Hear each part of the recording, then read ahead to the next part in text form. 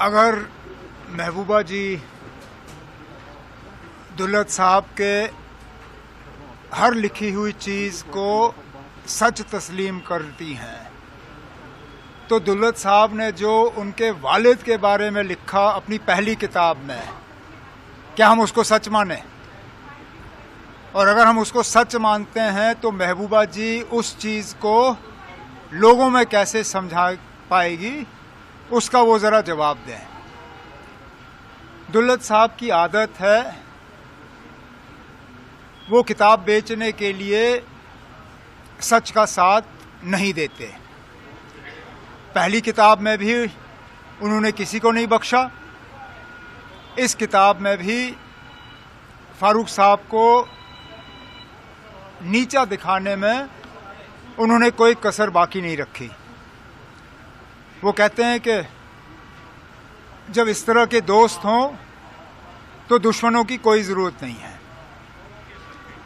चलिए, आखिरकार फारूक साहब को दुल्लत साहब की असलियत के बारे में पता चल ही गया।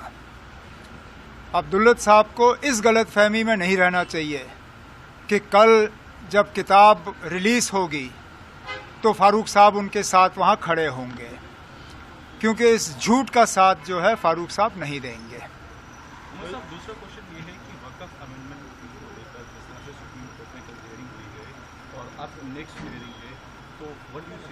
नहीं, अच्छी बात है।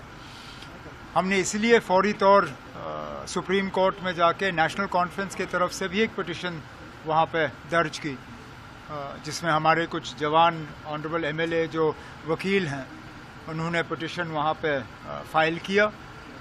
सुप्रीम कोर्ट ने कुछ सख्त सवाल पूछे और मैं अपनी जगह मानता हूँ कि सबसे अहम सवाल उनका ये था कि अगर वक्फ के मामलों में आप गैर मुसलमानों को शामिल कर रहे हो तो क्या हिंदुओं के मामलों में आप मुसलमानों को शामिल करोगे? और हुकूमत को इस चीज़ का जवाब देना ही होगा।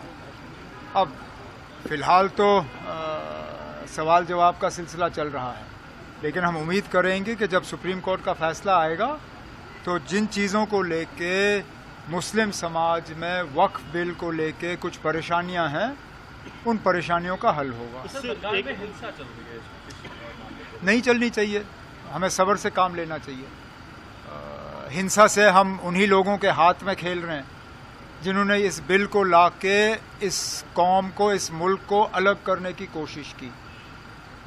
हमें इसका